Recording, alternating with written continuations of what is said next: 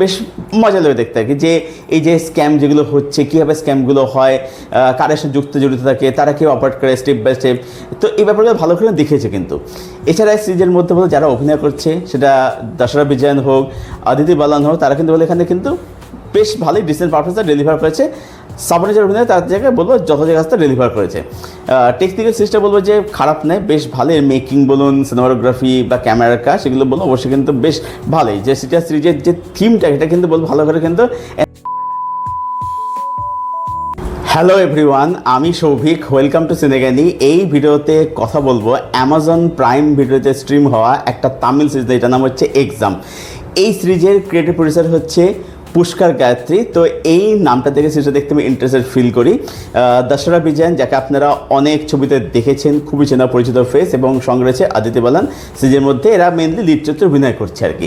তো সিরিজটা কীরকম হলো, তো এর যে কনসেপ্ট, সেটা কিন্তু আজকের দিনে দাঁড়িয়ে খুব রিলেভেন্ট, খুবই একটা দারুণ কনসেপ্ট চুজ করা হয়েছে। তো এখানে দেখানো হচ্ছে যে এই যে বিভিন্ন যে গভর্নমেন্ট যে এক্সাম যেগুলো হয়, এখানে পুলিশের মাধ্যমে দেখিয়েছে আর কি।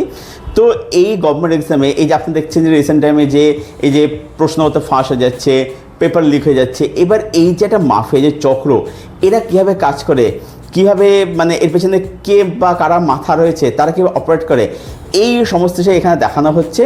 যেখানে দশরা বিজয়নের ক্যারেক্টারটা ঝাঁসি, সে কেসটা ইনভেস্টিগেট করছে এবং সে কীভাবে জিনিসটাকে এক্সপোজ করছে বা করতে পারছে না, এই নিয়ে হচ্ছে কনসেপ্ট। তো সিরিজটার মধ্যে আমার জন্য কিছু ভালো দিক রয়েছে এবং কিছু ইস্যুস রয়েছে। কী ভালো দিক রয়েছে, প্রথম কথা হচ্ছে যে এখানে এই যে মাফিয়া যারা রয়েছে এর সঙ্গে যুক্ত, সেই মাফিয়ারা কীভাবে কাজ করে, কীভাবে জিনিসটা অপারেট হয় স্টেপ বাই স্টেপ, সেই জিনিসটা থ্রিলারের মাধ্যমে খুব বিউটিফুলি কিন্তু দেখানো হয়েছে। এবং এর সঙ্গে সঙ্গে এই দশরার ক্যারেক্টারটা ঝাঁসি, সেই যেভাবে কেসটা ইনভেস্টিগেট করে, সেটা কিন্তু বললে অবশ্যই ভালো।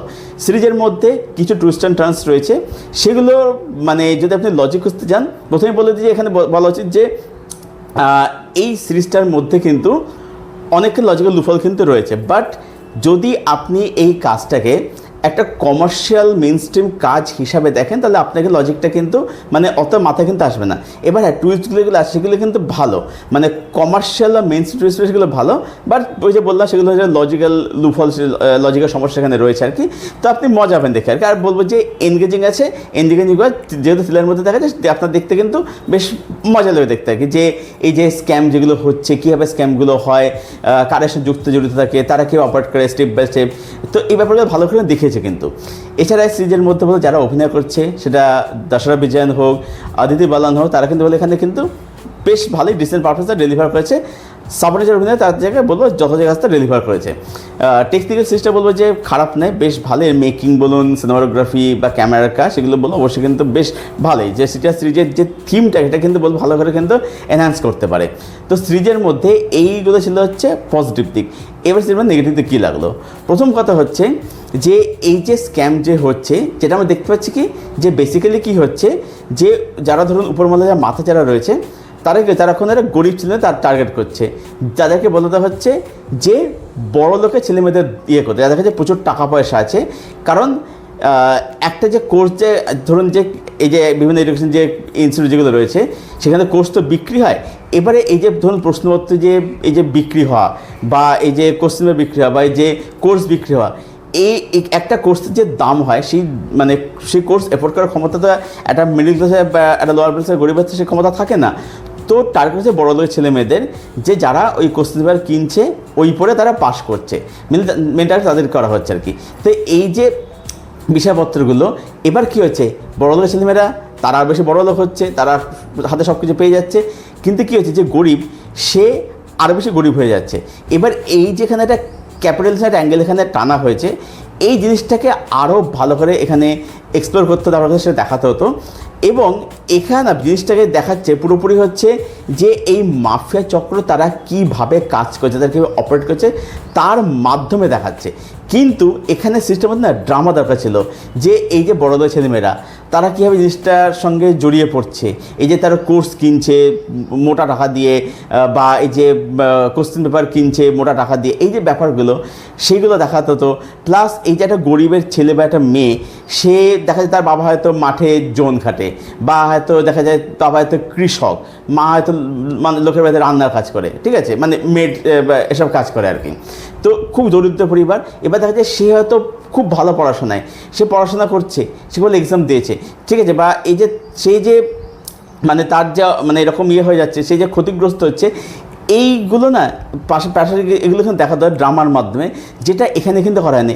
দেখিয়েছে যে কিন্তু সেটা মানে সেটা খুবই সার্ফেসিয়াল দিকে জিনিসটাকে আর কি। তো আমার হচ্ছে এইগুলো মানে দিকে ফোকাস করতে হতো। প্লাস এখানে হাদিস বালানের চরিত্রটা, সেই ক্যারেক্টারটা না মানে ঠিক প্রপারলি ঠিক ক্লোজার ঠিক পায় না। ক্যারেক্টার যে খুব ভালো করে লেখা সেটা বলা যায় না। ক্লাইম্যাক্স অবশ্যই হলো, সেটা টেনশন দেয়, কিন্তু আমার মনে হয়েছে যে ক্লাইম্যাক্সটাতে আরও বেশি থ্রিল, আরও বেশি টেনশনের দরকার ছিল বলে আমার মনে হয়েছে। ওভারঅল বলবো যে ডিসেন্ট ওয়ান টাইম একটা গুড ওয়াচ একটা কাজ হয়েছে, যেটা আপনি একবার অবশ্যই দেখতে পারেন। আপনার দেখতে খারাপ লাগবে না, বলছি না যে একদম মানে বিশাল কিছু ভালো সিরিজ হয়ে গেছে, আবার একদম যে খারাপ কাজে দেখা যাচ্ছে না সেরকম কিন্তু কাজ কিন্তু হয়নি। দেখতে পারেন, অবশ্যই দেখুন এবং দেখে জানাবেন কমেন্ট করে যে কাজটা আপনার কীরকম লাগলো। আচ্ছা, হিন্দি লেভেল হয়েছে, ডাবিংটা বলতে যে ডিসেন্ট ডাবিং হয়েছে। আমার তরফ থেকে কাজটাকে রেটিং রইল 7 আউট অফ 10। আর সিরিজটা যারা দেখে ফেলেছেন, যাদের দেখা হয়ে গেছে, আপনাদের কি ওপিনিয়ন সেটা অবশ্যই জানাবেন কমেন্ট করে। আপনার কমেন্টের উত্তর আমি অবশ্যই দেবো। আর এই ভিডিওটা ভালো লেগে থাকলে ভিডিওটাকে অবশ্যই লাইক করবেন, শেয়ার করবেন, চ্যানেলটাকে অবশ্যই সাবস্ক্রাইব করবেন। চলুন ভিডিও এখানেই শেষ করছি, দেখা হচ্ছে আপনার সঙ্গে পরের ভিডিওতে। Till then stay best, stay healthy, keep watching good content.